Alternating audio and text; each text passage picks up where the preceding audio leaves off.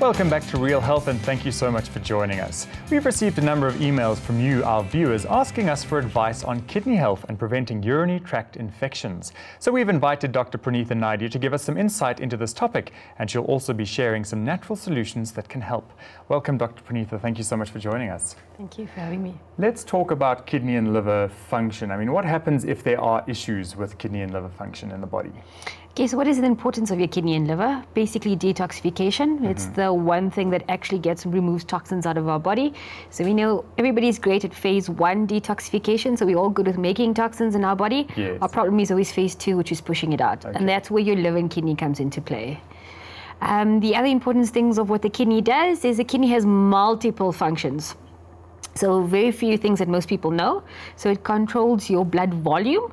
So basically how much of blood is floating throughout your system. Innately, then it'll have an effect on blood pressure. Okay. So it controls your blood pressure. So often, sometimes if you feel dizzy or you feel lightheaded, it could be the fact that your blood volume is not adequate enough, and that could be the reason for that. Okay. So kidneys play a role on that. Right. They play a role on red blood cell production. So very few people know that. Okay. So it releases something called EPO, and EPO basically helps in the production of red blood cells. Right. So anemia is very closely related to kidney disorders or kidney issues, because iron binds to your red blood cells and helps to oxygenate everything within your body. Okay. It also plays a role in electrolyte balances. So we talk about ionic metabolism within your body. So things like your sodium, your potassium, your calcium, phosphorus, those types of balancing. Okay. So, obviously when you're dehydrated or you have been running a marathon, they always tell you keep rehydrated, drink plenty of water, and that's the reason for that, because it actually preserves and helps with the kidney health. Okay. You're also losing a lot of electrolytes because you are urinating more frequently. You're also sweating. Yes, so you're losing water via your sweat glands. Okay. The other important parts of what your kidney does, or functions of it, is helps with detoxification. So we talked about the toxins, and specifically the toxins of what your kidney does is that it takes water out of the blood and it takes out toxins, and it creates something called urea. So urea is the toxins that actually dissolves with the water, and that's what creates urine. Okay. So this gets carried down to tubes, which then goes into your urinary bladder. And your urinary bladder just stores your urine until it actually exits the body. So there's no real processing happening in the bladder. It's literally just a tank before it gets excreted from the body. Exactly. Okay, so now what are some of the issues that we can have in terms of problems with the liver, with the kidney, apologies, and then the impact then on the bladder? Okay, so problems that we can have with kidneys is, for instance, high blood pressure. So we talk about risk factors that will affect kidneys. So things like hypertension and untreated hypertension. The reason for that is hypertension and diabetes are one of those two disorders that have a similar effect on the kidney. Okay. With diabetes and uncontrolled diabetes, you have a lot of blood sugar, and that blood sugar basically affects the integrity of the arteries that are supplying oxygen and nutrients to your kidney. Exactly the same thing happens when you have hypertension. So blood pressure is now affecting the valves and also affecting the integrity of the arteries taking into this. So then you're not getting enough blood flow, you're not getting enough oxygen and nutrients. If the kidney does not get enough nutrients, it will then affect its ability to filtrate or take out toxins from the system. So it basically needs the fuel to function. Correct.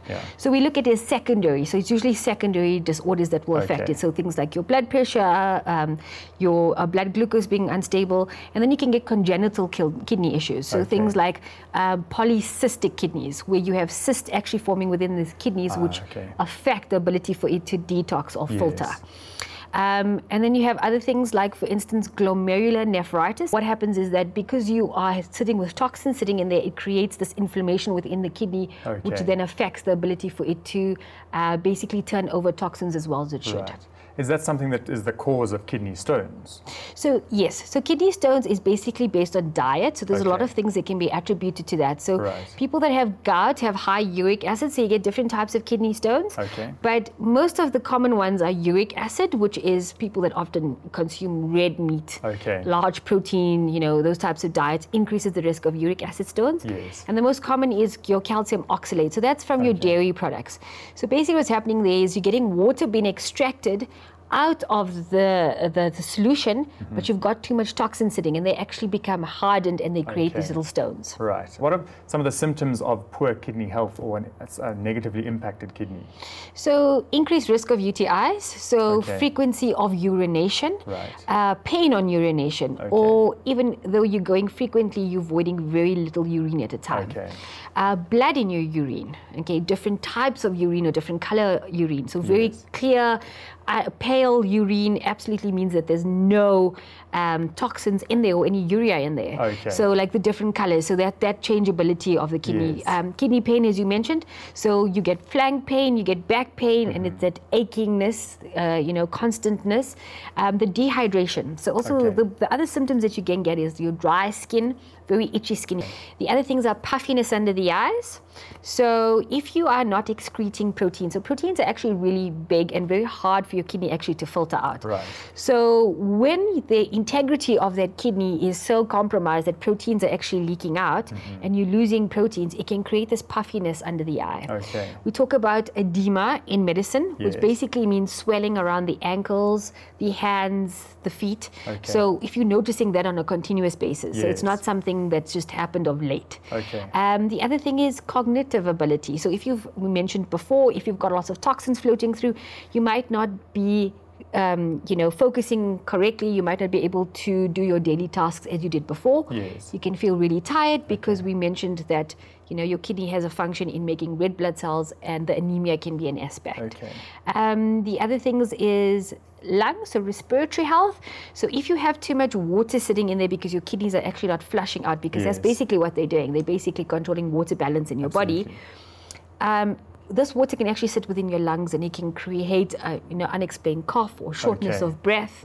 So there's quite a vast array of symptoms. If you notice this and it's an ongoing thing, like, okay, I've got frequency of urination, but I've been stressed and I've been drinking a lot of fluids because, I feel dehydrated, then there's a correlation to that. If it's ongoing and it's like, I know I'm drinking 500 mils of water, but I need to go 15 times to the toilet.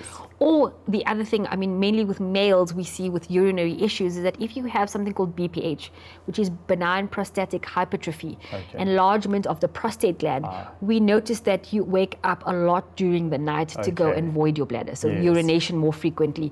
So if you notice those types of changing in your habits, then you need to look at, what is the next step? Do I need to do a UNE, which is basically a kidney function test? It's basically looking at all the types of electrolytes sitting within the kidney.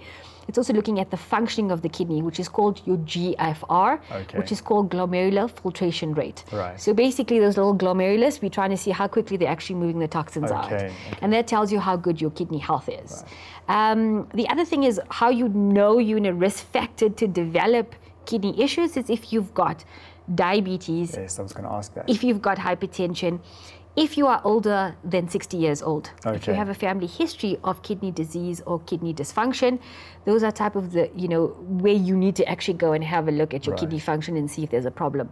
Also with all the modern diets now, lots of people are protein, Yes, and supplements as well. Yes, they're having a lot of protein shakes, eating a lot of protein, and protein can be really hard on the kidneys. So those are kind of things that if you're having a particular diet and you think that that's affecting your urine, so what you would notice is if you are passing protein out in your urine, you get really foamy urine. So it looks really, really foamy, and you flush, and this foaminess is just not going away. That tells you've got a lot of protein. Often, bodybuilders will come and have those types of symptoms, and then we know, okay, there's a problem with the kidney because you're not filtering out, or you're filtering out the protein when you're not supposed to be. I suppose they also put a bit of extra pressure going to the bodybuilders factor because they then basically dehydrate themselves. So they're really not doing themselves many favors. No, not at all. So that's when you got to look at electrolytes, electrolyte balances. So if you're doing extreme sports or you're out in the sun a lot, you need to get that balance within your body correct. And then from a dietary perspective or natural solutions to improving kidney health, what are things that we should be looking at?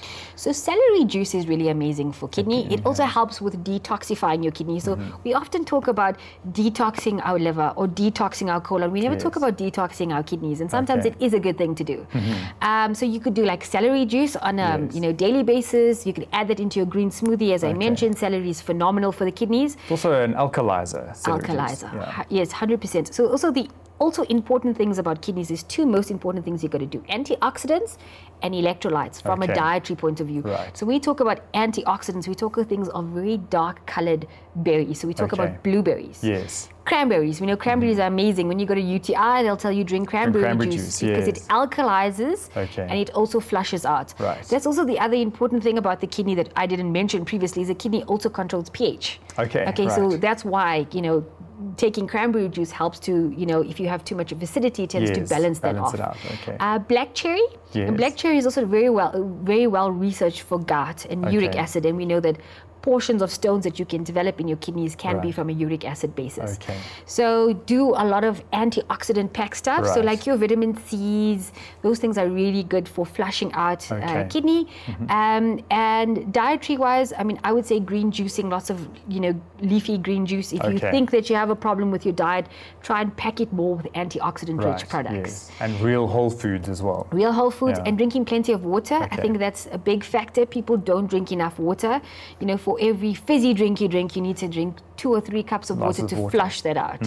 So, and from a herbal perspective, herbal supplements and things like that, what so are the from best ones? herbal supplements, buchu is amazing. So buchu teas are really good. I like teas because teas are much more gentler. And we talk about, that balance within the salts within your body. We talk about like sodium. We know potassium and sodium, there's a little bit of a pump happening within your body, and this basically balances your electrolytes. So salty things you want to try and avoid if you feel you have a kidney issue because you're creating an imbalance.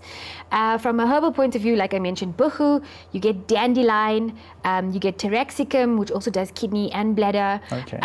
You do stinging nettle. So these you can do as teas, and you can drink them once or twice a day. They help to flush out and support the bladder.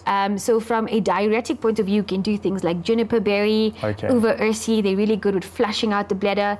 The other thing is like candida. People don't take into consideration that there can be high levels of candida that's increasing your risk of UTIs. And if you get frequent UTIs, it can increase your risk of a kidney infection as well.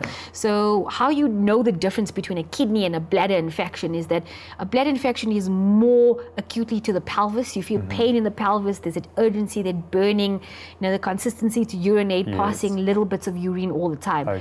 Kidney infection is more up, a back pain, sometimes going into the pelvis, but there's nausea associated with that because the pain is so intense, and there's fever, and there can be blood.